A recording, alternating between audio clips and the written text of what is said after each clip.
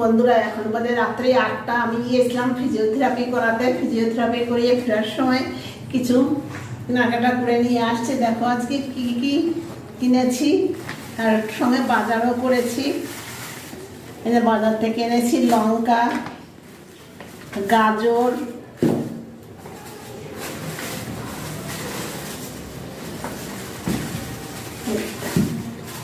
সঙ্গে এনেছি আপেল,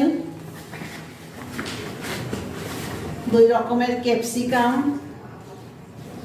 লাল সবুজ, এনেছি কমলা লেবু,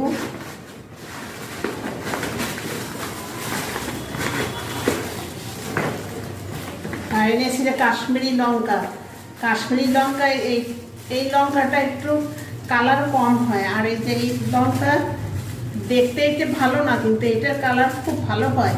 এই লঙ্কা আমি রোদ্রে দিয়ে গুঁড়ো করে রেখে দেব।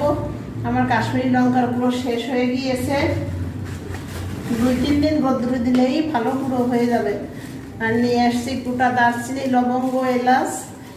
এগুলো গুঁড়ো আছে, কিন্তু অনেক সময় গোটা লাগে কাজে, ফ্রাইড রাইস করলে বা বিরিয়ানি করলে, তার জন্য নিয়ে আসছি। সঙ্গে এনেছি একটা বাজাজের আয়রন,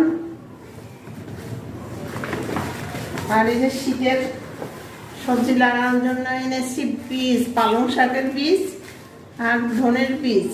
এগুলো কালকে সকালে ভিজিয়ে দেব, ভিজিয়ে পরের দিনই লাগিয়ে দেব। আর মেয়েদের জন্য এনেছি চপ।